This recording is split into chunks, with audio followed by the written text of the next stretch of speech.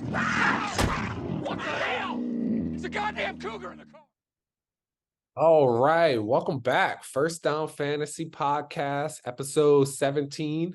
My name is Matt. Obviously, I'm by myself today. We usually have a couple other guys, but I'm going to do a quick breakdown of our most recent draft and do some reactions to week one. Week one is officially in the book. We already have some injuries, unfortunately.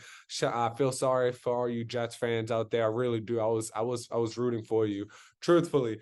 But we've had some injuries for running backs as well. So we have some waiver wires. We're going to be slowing down on the podcast a little bit. You know, it's getting to the fall. It's not not summer anymore. So we're going to have a little bit less free time, but we're still going to try to do some episodes now and then. But make sure y'all keep checking out that community page, though, because we're very active there.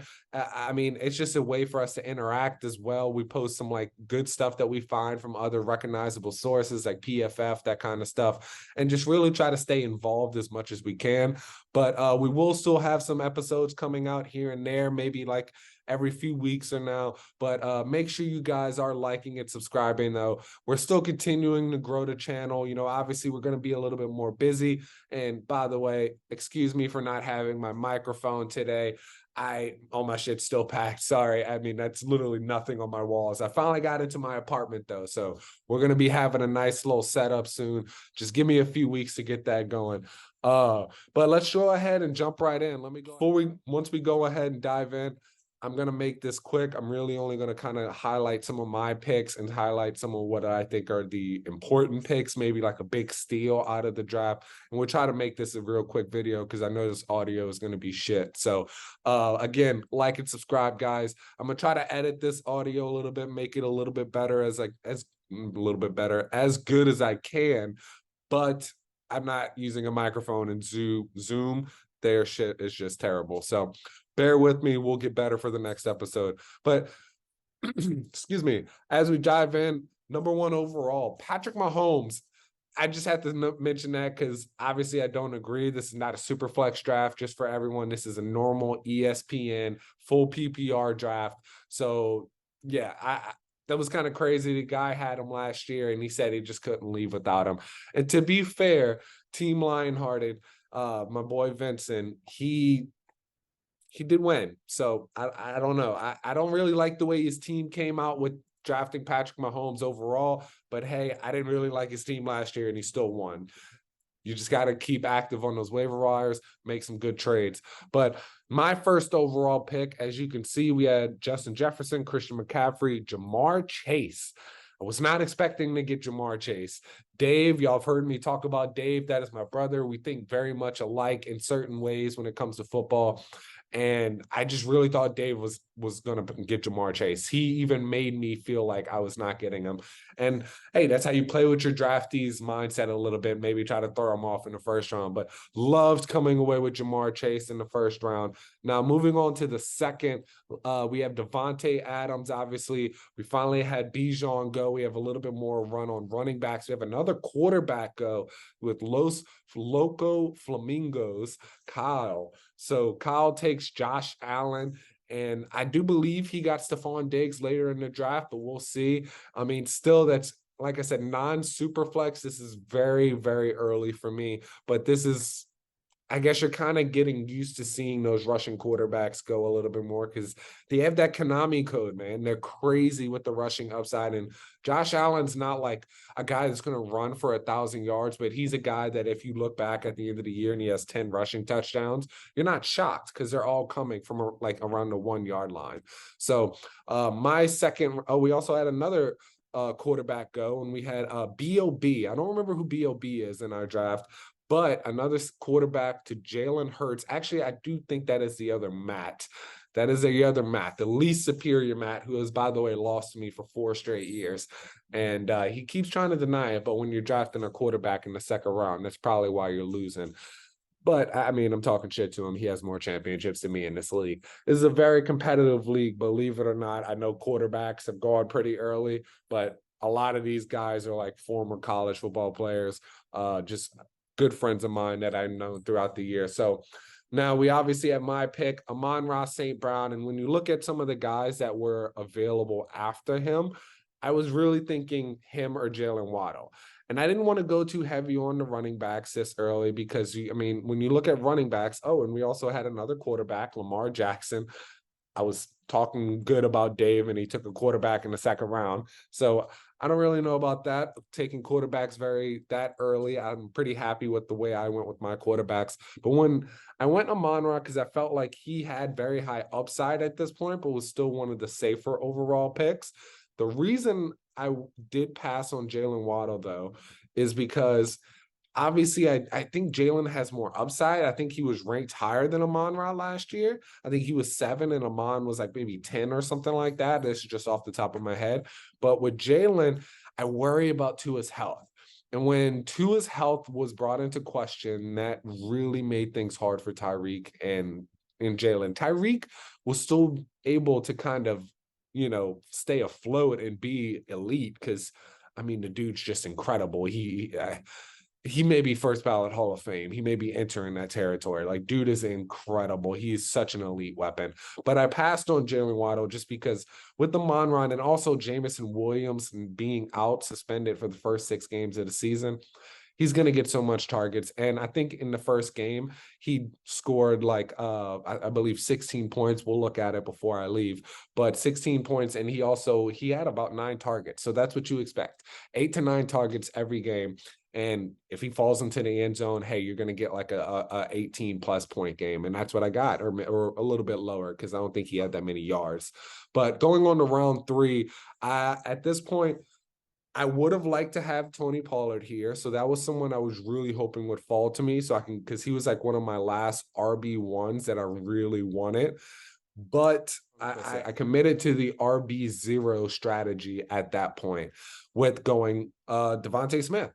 He was just my best player available. So, and that's what you really have to do at certain these points is you don't want to reach. And I've talked about this in some of our mock draft episodes as well, which I will also link down in the comments. So make sure you go check those out. But you don't want to reach in your drafts. You want to make sure that you let the draft come to you and adjust. So with this, I knew the running backs would go kind of early. I did think I would be able to get Tony Pollard there, but it didn't happen. So I didn't want to force myself to draft someone that I knew I wasn't going to be in love with. There was other guys that I still really liked, Jahmyr Gibbs per se, but I thought he might last a little bit longer. At least I hoped he would, and he did not. So by that point, as you can see, Brandon Ayuk in round 4, I was full on RB0. I'm maybe not full on because you're only in the first 4 rounds. And I think my 5th round pick was a 5th or 6th round pick was a running back, but I pretty much went RB0 at this point. And when you're committing to that, you have to make sure you're getting the star power. And that's what I did. So, and this, by the way, is 3 flexes. I don't think I mentioned that at the beginning of the episode. I probably should have, but this is 3 flexes, no defense, no kickers. So that 3rd flex is important. And with me, I believe I have Brandon Ayuk, Devontae Smith, Amon-Ra, Jamar Chase. I believe I have at minimum 4 wide receivers in the top 20. And I think in the best case scenario, I have 4 wide receivers that could finish top 15. So if you're going to go wide running back RB0 and you're going to, really want to kind of push for that upside, that's what you're going to hope for. And honestly, I couldn't have been more excited for it. Obviously, you have guys like Ramondre Stevenson, who was still available that I did pass on. And I've been off of him on Dynasty, but he is someone I am a bigger fan of on like redraft. I just didn't like the 3rd round price tag for that. I just felt like he doesn't have really that elite upside. Maybe he does. Maybe he finishes as a top 10 RB running back again, or maybe he even gets into the top 5 this time. But to be fair, I passed on him. Excuse me. Now, this is where I feel like it was kind of more appropriate to see some of your quarterbacks go, because you also see we have Justin Fields go. We have Trevor Lawrence, Joe Burrow. Really, Justin Fields and Joe Burrow, by the way, both really struggled in week 1. With Joe Burrow, I would not worry. Don't panic whatsoever on the Bengals offense, by the way. I had Jamar Chase and I still came away with the victory. But if you lost, please, for the love of God, any newcomers out there, do not panic. They will be fine, okay? It's just week 1, guys. these people, they don't play in the preseason. Sometimes it takes a little bit longer for them to get going. But Trevor Lawrence did have a great game. I really think he may take like that next step. He had a couple of really beautiful throws to where you could see him being like that Josh Allen. I'm not going to say Patrick Mahomes because Patrick Mahomes is just a GOAT, but like a Josh Allen, Jalen Hurts type of leap where you're looking at him in that elite of elite type group right there. So really love him. DJ Moore was definitely, it's now Justin Fields, to say that I kind of hyped him up a little bit, but he also struggled a lot in week 1. I do believe he will be okay, at least I hope, in a fantasy sense, because he does have an electrifying ability to make plays with his legs. But you worry about his passing, which in turn affects DJ Moore. So, and going on to later, right before this, I didn't even see this, right before my Brandon Ayuk pick, Aaron Rodgers, man. God, I feel bad for you Jets fans. I really do. This is such a bad way, I guess, to end his career. It could happen. He's going on 40. It's one of the toughest injuries that you can have. But I don't want to spend too much time on it. I'm sorry, Jets fans, but let's go on to Kenneth Walker. We had Kenneth Walker in the 5th round. I really like this pick. I feel like it was very safe, and obviously I was being a bit of any of you guys that's watched this for a while, you know, I was being a homer picking Ken right there. But there were other guys that I felt like I could have liked. I would have went Brees. I was worried about the ACL, but if you watched Monday Night Football, you know that was stupid of me to worry. Javonte, they looked okay. Drake London, 0 catches. I hope he will be better though. Tyler Lockett, in the 6th round, I think will be a steal. Him and the Seahawks looked kind of shit in the first week, but hopefully they will be a lot better. And he did get hurt, so maybe he might be out for week 2 as well. Keep an eye on that. But he's someone that I'm very confident will finish as at worst a top 20 wide receiver. Michael Pittman played phenomenal last week. He kind of started really slow and it kind of worried me. But I was shocked how much Josh Downs was getting involved and was kind of like the focal point of that offense right there. So Michael Pittman did come back, though, and had a really strong second half and showed that he is the number 1 wide receiver in that offense. But it is something to monitor about like that connection that Josh Downs and Anthony Richardson have. And Michael Pittman is getting close to the contract year, so maybe they don't even re-sign him. I kind of hope they don't. But now going on to my pick, this is my 2nd running back. So yeah, I went back-to-back running back. So I don't know if you want to qualify that as RB0, but in this year where kind of running backs were being downgraded and just we've talked about this in the pod before, where just the state of the running back market is overall very devalued right now. I'm very happy with the guys that I got. I think I have got 2 low-end RB1s, or at worst, high-end RB2s. I think Miles Sanders is more of that RB2 territory, but like, excuse me, to get those guys in round 5 or 6, when you're looking at the rest of the running backs, you know, you have Alexander Madison, is someone I like. Jonathan Taylor is more of a bet. And then you have Alvin Kamara, who I really wanted right here. I really wanted Alvin, but he obviously went. And I think Miles is a safer bet. And then when you look at after J.K. Dobbins, James Conner, and we go on DeAndre Swift, the running back market got real thin very quickly. You know, you have James Cook and David Montgomery, who both looked really good in week 1, but we'll see how that role kind of develops. But and going on to my round 7 pick, I had Dallas Goedert. So Dallas Goedert, he put up a goose egg week 1. It kind of hurt me, but thank God I had Brandon Ayuk, who had 8 catches on 8 targets for like 100+ yards and 2 touchdowns. Kind of really helped me that week, along with Amon-Ra and even Devontae Smith, I believe, had 7 or 8 catches. So that really helped me stay afloat, having that star power at wide receiver. But Dallas Goedert isn't someone I would really worry about either. He is one of those kind of elite talents at tight end, or at least borderline, regardless of where you kind of fit with him. You can't really deny that he's an extremely talented guy. It's just always been about health with him. And I think this was more or less just kind of the Patriots were a phenomenal defense, and they took him out the game. And the Eagles were forced to adjust to find other ways to win, which they did. So it is something that I guess you could keep an eye on, maybe. see if you can maybe like field some offers around your league, and if you can kind of upgrade and pair him to get like a true safer option, then that would be something I would look at. Like, and what I mean by a true safer option, like TJ Hawkinson, Mark Andrews, maybe even Darren Waller, obviously Kelsey, if you like those types of guys, that's who I would be willing to like pair Dallas Goedert with to maybe like upgrade at that position to get a true difference maker. Other than that, I think he's one of the better tight ends to have, and actually one of the safer ones as well. So round 8, I kind of just went safety to get that out the way. And I mean, I feel like at round 8 is when it starts to get a little thick. I mean, not thick, a little thin, and you want to have to really know what you're doing. But I went on the safety route, and I also in the offseason, I was very confident. Like I said, I do believe it will be a Nick Chubb, Kareem Hunt situation, if anything. As a week 1, it was all Kareem. I mean, all of Ken Walker, and Zach Charbonnet, I believe, only had like 4 touches or something like that. So he wasn't involved that heavily. I do believe that will change, being a second round pick, and I think he will get his fair share, especially because he's just a talented guy. But I also just went with the safety upside right there. He's either going to be a handcuff, or he's going to be someone that I can maybe slot in as a flex, or shit, he may take Kenneth Walker's job and he's my overall RB1. And if that's the case, and I got him in round 8, I'm okay with that.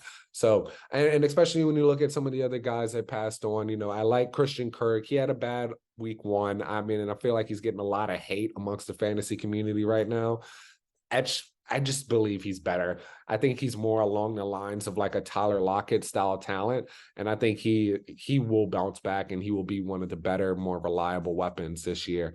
And especially for Trevor in general. I just think how it like, because I just think I wanted to throw that out there, because I do think it's kind of crazy. I've heard a lot of people say they would want Zay Jones over Christian Kirk, especially like specifically on the fantasy footballers, which I am a fan of them. I know they have some questionable takes, but that was real questionable to me. So moving on to round 9, we have Jerick McKinnon, who didn't really do much in week 1, but I do believe will be more involved as the year goes on, especially because Isaiah Pacheco wasn't involved that much. It was just an overall really rough week for the Chiefs. And I think as the Chiefs kind of figure it out, because they will, Andy Reid is a genius. He's one of the greatest offensive minds in the NFL, in NFL history for that. Sorry, I got a cat and she is attacking my knee. But I do believe that Jerick McKinnon will be involved, because they have, as you saw from that game, they have lack of trust in their weapons, or at least lack of weapons in general. People could not catch the ball, specifically Kadarius Toney. And then also you had guys like MVS, who's just kind of whatever. And then Justin Watson's kind of whatever. Rashee Rice had a couple nice plays, caught a touchdown. Maybe and that's actually someone who I think is a fine flyer. And I actually picked him up after our draft, because someone dropped him. And I think that's a really good flyer to have, because, I mean, as the year goes on, he could develop into that number 1 outside of Travis, because no one else really is stepping up for that, clearly, as of what we saw. But my pick right here, and this is honestly the only pick in the draft that I just really hate. And I guess you could say, I'm about to, I have a waiver to drop this guy in my next for week 2. So my next pick, Rashad Bateman, but I didn't really hate that pick going into it. And I'll tell you why in a second. And he's still kind of solid if you can hold on to him. But with Tank Bigsby, the reason I never really liked it is because he's just a guy, when he got into college at Auburn, he started off great. I think he had like 900 yards his freshman year. And then he got almost worse like every year. Maybe it's just me, and because I know there are fans out there of him, but and Ben is one of those people specifically, but like I kind of bought into it, but like I don't get it. I especially when you look at his statistics from college. And matter of fact, let me pull them up real quick so I'm not just talking out of my ass, so y'all can see it right here. Tank Bigsby college stats. So let's see, college stats. Tank Bigsby. So yeah, he had his freshman year, he had 800 yards, and then he had 1,000 yards, and then he had 970. So he did actually, he got worse his sophomore year, and then he got a little better. So he had an okay year, but I don't know. It's just when I watched the tape of him, I was not sold as someone who I think will be like a full real 3-down guy, or not even like a 3-down guy, someone who can be like a pounder on the next level. So I kind of bought into the hype a little bit in my previous episodes, talking him up, and I drafted him obviously. So looking back at this, if there was other guys that would have taken, it definitely would have been Brian Robinson. I would have preferred him over him. I would have preferred Jamal Williams over him. Tyler Algier for sure would have preferred over him. Tyler Algier looks like we all may have been wrong about him, because really everyone kind of wrote him off as just a handcuff this year for Bijan, but he looked really great.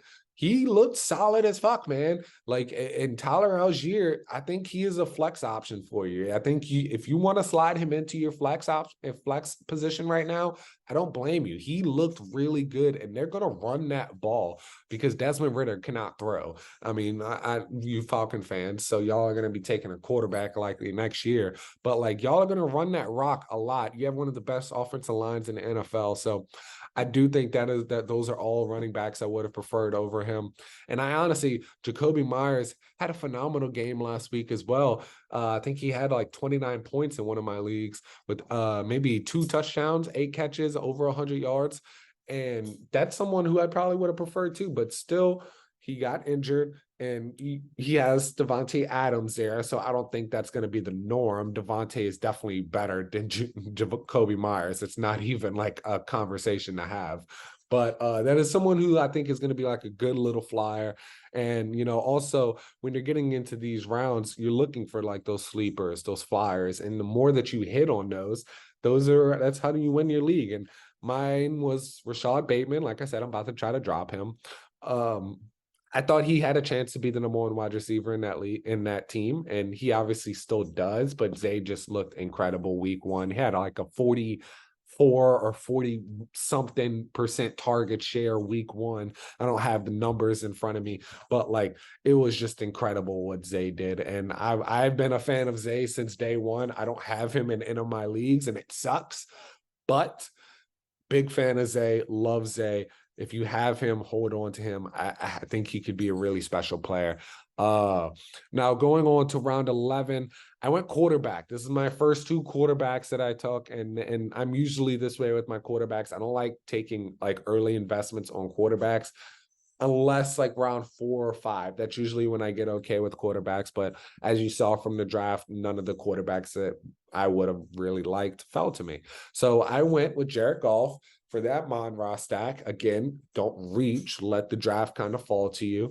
And I believe he kind of fell to me, is where it just made sense to take him. I was looking at taking Anthony Richardson, but hey, you gotta adjust. Dave, you motherfucker. He always snipes me like a couple times. He sniped me a couple of times in this draft, and I didn't bring it up because I forgot, and it's probably just blocked out of my brain because he's just such an asshole. Fuck you, Dave. If you have an older brother, you get the feeling. He is my older brother, and he's just an asshole. But going on to round let's see, 12. Now we have and also let's take a look at some of these. We have Tank Dell, and that's a nice little pick. We have this Tajay Spears. I think he drafted Derrick Henry, so it makes sense why he took him. Jonathan Mingo didn't really do nothing week 1. Samaje Perine, I think, could be solid. Derek Carr looked not too bad. And then also a lot of these kind of are just hit or misses right now. But I mean, at least as opposed for week 1. But Anthony Richardson, Jared Goff all looked great. We had also Kirk put up 20 points last week. Derek Carr, I think, put up about 16, 17 points. So we had some people in there that are like at least so far hitting that draft value. Now, round 13, I think this is a huge steal for me, especially when you look at some of the other guys taking around this draft, around this pick, is Roschon Johnson, man. He had 17 points week 1, 7 catches, I believe. I mean, don't quote me on that, but I believe it was 7 catches. And there was reports about him staying late with Justin Fields to really work on his pass catching ability and work on that chemistry and really understand like when Justin likes to dump it off. So that's something that's really worth noting. And Roschon is somebody, if he's on your waiver wire and this is redraft. I don't know if I ever specified this, but this is a redraft. So he would be on a waiver wire in some leagues, but go snatch his ass up, man. Like he is a big steal. And if sorry guys, my cat obviously. Say hey to Sherry. Yes, she's from Black Panther. But so what I was saying with Roschon Johnson is the Bears have lost now 11 straight games. So when you've lost that many games in a row, you're not committing to anyone. So they have no loyalty to Khalil Herbert. They have no loyalty in general to Dante Foreman. They only gave him a first-round pick. So Roschon's a really great option, man. Yeah, he's only a fourth-round pick, but the guy is talented. He was a backup to Bijan, one of the best running back prospects we've seen in like the last fucking 10 years or whatever. So go snatch up Roschon. I love him. I keep getting distracted by my cat, guys. I'm sorry. I'm trying to wrap this up. We only got 3 more rounds. But to go on, we have Kenneth Gainwell, who I think is another big steal. Also, Brock Purdy, who could be a huge steal, along with Rashee Rice. Mentioned him a little bit already. Hey, like I said, so going back, Kenneth Gainwell is a big steal for me. Brock Purdy. I also believe Rashee Rice could be a big steal. And when you're looking into that 14th round, Kenneth Gainwell got all of the work last week in week 1. And then when you look at Brock Purdy, he only put up about 16 points, I believe. But he's going to be asked to really just, dude, when you have Brandon Ayuk, Greg Kittle, Deebo Samuel, and Christian McCaffrey, and they still got Elijah Mitchell, along with that defense, just don't make fucking mistakes. That's all they're asking him. Don't make fucking mistakes. And he's not doing it so far. So as long as he does that, especially in like anyone who needs a backup, or like if you need like a solid I mean, Aaron Rodgers just tore his Achilles, so you're going to need a quarterback. If you can get Brock Purdy, that's someone who I would be okay with. He may not have the upside. At least you know he won't disappoint you or like give you that dud. So let's go on, try to finish this before my cat fucks everything up. Now round 15, we have Romeo Doubs, another huge steal, I believe, especially after looking at last week. He looks like he's developing a lot of rapport with Jordan Love. 2 touchdowns. Christian Watson has never really, even when he was healthy last year, and he's starting to get to that point where you worry about his health. Is he ever going to really stay healthy to be that guy? But I mean, right now, Romeo Doubs is building that chemistry with Jordan Love, and Jordan Love didn't look bad week 1. So that's another one. Hey, I think, yeah, round 16. If you're had Aaron Rodgers and you draft Jordan Love, go see what you can trade or go see what you can pick up for him. You know, that's somebody that I would really look at, and especially in these redraft leagues, because it should be someone that could be an easy grab, because there's not a lot of commitment there, especially in round 16. But now when you have Romeo Doubs, like I said, big sleeper potential. I think he has the upside at least to be a wide receiver 3 this year. And he's someone that I'm even very much considering sliding into my starting 3rd flex this upcoming week. So we'll see how that turns out. Now let me see, going into round 16. Sorry about that. I'll edit all that out. Now going into round 16, we have, let me see, Jordan Love, we have John Mechie, Deion Jackson, who honestly might have lost his starting job, but that's what you want kind of with round 16 guys. You want people that have the upside to be a starting running back, but if they're not, you can cut them and it won't really hurt you. And then I ended up dropping Michael Wilson, and I ended up getting Rashee Rice right here, who was dropped in a full 3 rounds or 2 rounds ahead of me. So I really like Rashee Rice. Like I said, he has the upside to be that number 1 wide receiver. No one else has stepped up to do it right now. So why not take a chance on someone who could be in with the best quarterback in the NFL? So this cat is insane, guys. So let me hurry up and get out of here, or at least show you what we have for our week 1. Let's see. So yeah, NFL week 1. We had guys come out really well. We had Jared Goff. I started him, score 16. Kenneth Walker scored 10. Miles Sanders 11, 11.8. Jamar Chase only 9. Like I said, guys, please don't please don't panic on your Bengals players. Amon-Ra, he had 19. Dallas Goedert, 0. Again, wouldn't panic on him either. And then Devontae, 17. Brandon Ayuk, 32. Now, Van Jefferson, 6.4. And he's looking at someone who I'm also possibly looking at dropping. You know, take a look at Puka Nacua and Tutu Atwell. Tutu is on my waiver wire, but Puka Nacua was already drafted. Shuri, say hi, guys.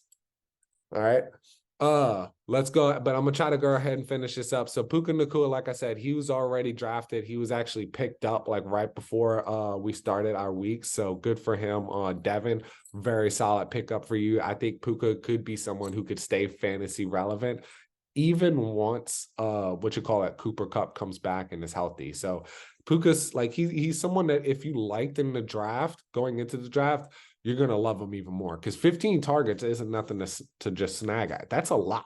That showed a lot of trust by Matt Stafford. So now, obviously with week 1, we had a lot of ups. We had a lot of downs. You got to be able to work the waiver wire. So with like some of these guys, like I said, Tutu Atwell is someone that I am considering, and I'll even show you guys some of my waiver claims because I'm not releasing this until after waiver tomorrow. But we have Kyron Williams, who's someone that I'm really looking for to probably drop Rashad Bateman. And if that doesn't work, I have Josh Kelly as my number 2. Only reason with that is because I'm looking for someone who I believe could be the actual starting running back long term. And it looks like they've never been able to commit to Cam Akers, which is why I told Ben he's crazy for putting Cam as a top 10 running back when they literally almost cut Cam last year. So no loyalty to Cam Akers. If Kyron's available on your waiver wire, go pick him up. And then, by the way, there was like a rumored love affair between him and Sean McVay going all the way back into last year until he like broke his ankle or something. So Kyron Williams is a solid player. Josh Kelly, you know, he's kind of been okay so far in his career, never really lived up to the potential, but he's someone who could be really solid. And my cat is just driving that or try to edit around that too. This is going to be a choppy episode, guys. My cat's causing some havoc right now. If you have a cat, you know how it is. But now going on to my last one, like I said, I have Tutu Atwell, and I'm actually dropping him for Van Jefferson or attempting to. So we'll see. I may change my mind. I've never really been a fan of Tutu Atwell, but I'm looking for that third flex, and the only reason I'm considering dropping Van is because I'm also very comfortable with the guys that I have right here, Romeo Doubs and Rashee Rice and Roschon Johnson, who all 3, I believe, will be able to slide into that third flex spot, if not by next week, very soon. So let me know what you guys think. You guys obviously saw the draft. I kind of sped through it because my audio is shit, and I kind of still made this, video a little bit longer than I wanted to. But excuse the shitty audio quality. I promise you look back at some of our more recent episodes, and they're not bad. I have a microphone. It's packed. I will have it out by next one. But make sure you guys are liking and subscribing. Like I said, we're not gonna be as consistent with episodes as we've kind of been releasing them at least every week or every few weeks. But we will still be releasing episodes throughout the season. It's just we're gonna kind of catch up on a few weeks as in. You may see Alex come back. You'll hopefully see Ben and a lot more Sherry. We'll see Alex come back. Hopefully, he's just dealing with a lot, work, kids, all that kind of stuff. So we'll see Ben hopefully come back. And then obviously, and I said obviously, but hopefully we can get Dave. Dave has expressed some interest on coming on the podcast along with Skip Bayless, whose real name is CJ, but I call him Skip because dude has some very crazy football just takes, but we'll leave that for the pod. And then also big fella Eli, my boy, y'all, we've talked about him a little bit. So again, make sure you guys are liking and subscribing. If you like this episode, drop it down in a comment. Let me know how you think my draft went, who you think may have won the draft in the League of Luck. This is a redraft league again. And just like let's stay active, dude. Check out that community page.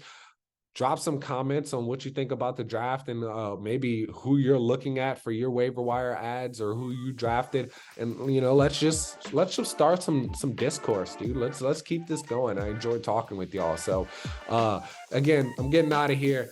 Excuse the shitty audio, but I'll see you guys next time. Bye.